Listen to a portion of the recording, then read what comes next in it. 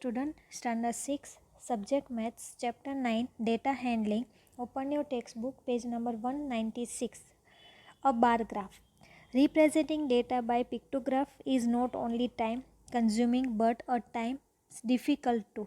जो ड्रॉ करते हैं उसमें टाइम हमारा थोड़ा वो डिफ़िकल्ट भी होता है कोई पिक्चर ड्रॉ करना. Let us see some other way of representing data visually.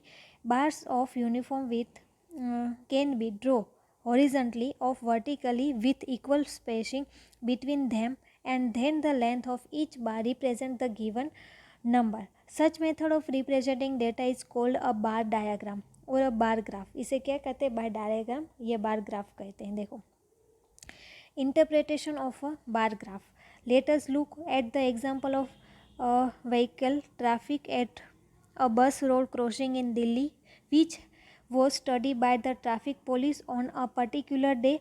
The number of vehicles passing through the crossing every hour from 6 a.m. to 12 noon is shown in the bar graph. One unit of length stands for 100 vehicles. 1 unit is equal to के scale. इसे क्या कहते हैं? Scale माप कहते हैं. क्या कहेंगे हम? स्केल माप.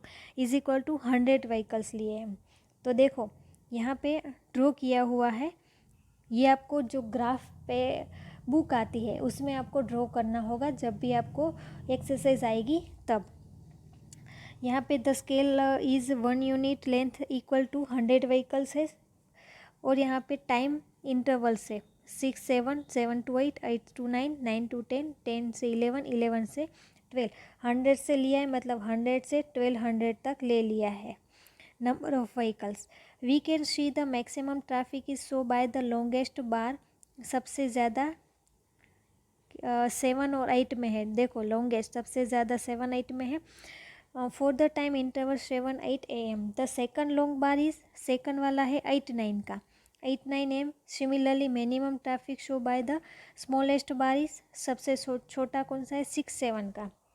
For the time interval 6 AM.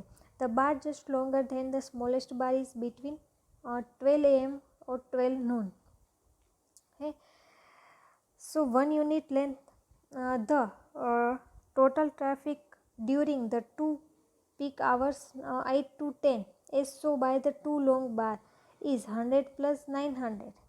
यहाँ पे क्या है? 8 से 10 तक 8 से 10 का टोटल किया है. कितना हुआ है?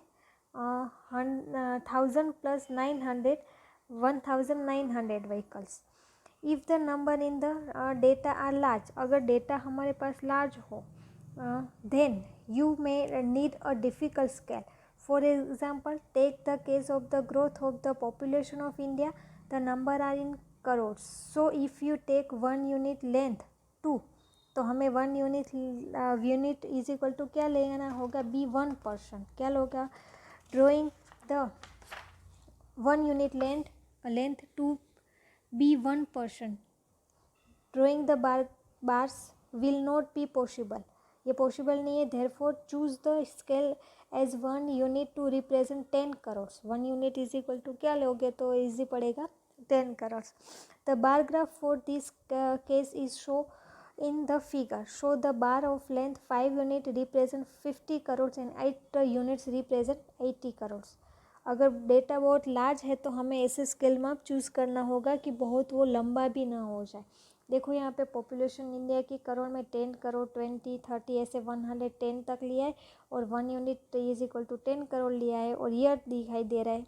ओके तो देखो 51 में 36 है, 61 में 44, 71 में 54, 81 में 68, 91 में 84 और 2001 में 102.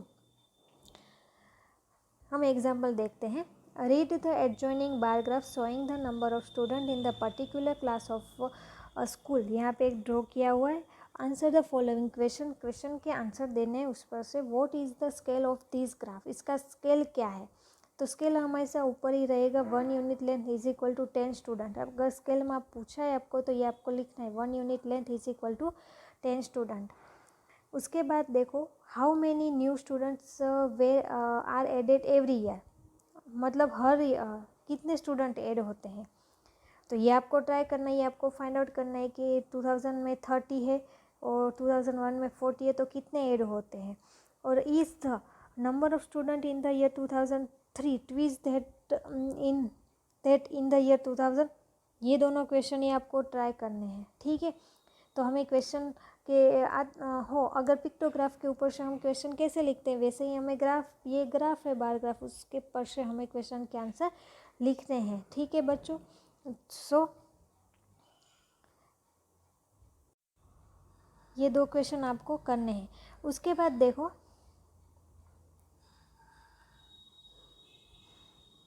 ड्राइंग अ बार ग्राफ। ग्राफ कैसे ड्रॉ करते ग्राफ अगर हम ग्राफ बुक में ही ड्रॉ करें तो ही हमें ज़्यादा समझ में आता है।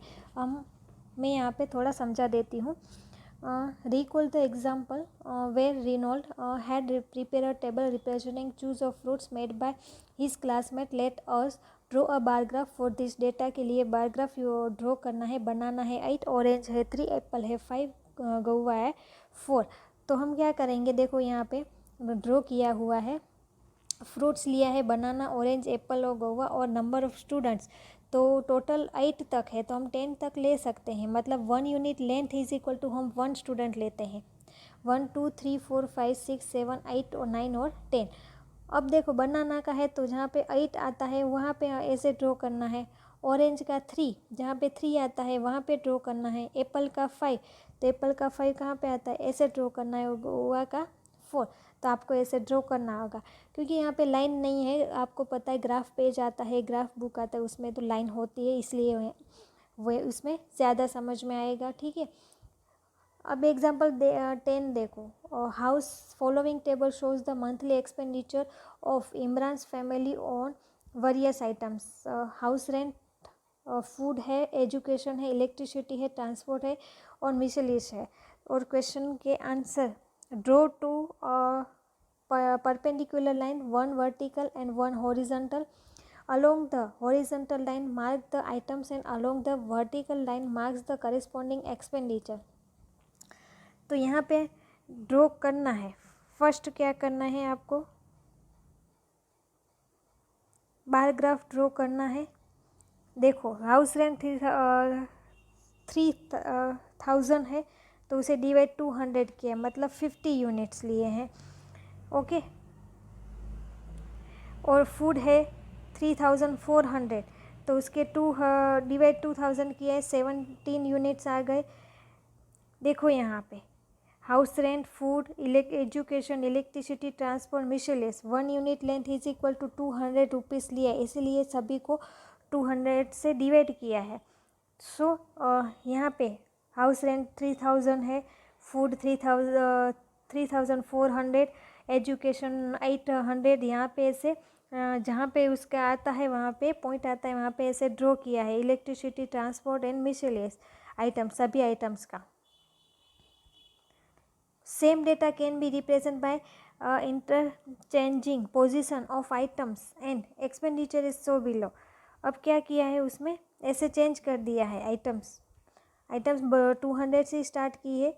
आपको पता चल गया है कि हम कैसे ग्राफ ड्रॉ करेंगे। हम सबसे ज़्यादा आपको कब समझ में आएगा, जब आप ग्राफ बुक में देखोगे, ठीक है। हमें ग्राफ ऐसे ड्रॉ करना होगा और सबसे इजी है, कोई भी उसमें सोचने वाली बात नहीं है इसमें कि ये कितना हार्ड है या क्या करना होगा, कौन सी मेथड करनी होगी, इसमें कुछ नहीं। इसमें आप 5 मार्क्स कंप्लीट ले सकते हो एग्ज़ाम में, ओके बच्चों। इसे ड्रॉ ही करना होगा अच्छे से, थोड़ा ही समझ लेना लो, ठीक है। एग्जाम्पल देखो, मैंने जो बताया कि कैसे ड्रॉ करते हैं वो एक बार आप और देखो टेक्स्ट बुक में या आपकी जो वर्क बुक होगी उसमें आपके पेज हो, उसमें देखो लाइन वाले जो होंगे उसे ग्राफ पेज कहते हैं। आपके पास ग्राफ बुक भी होगी, ठीक है बच्चों।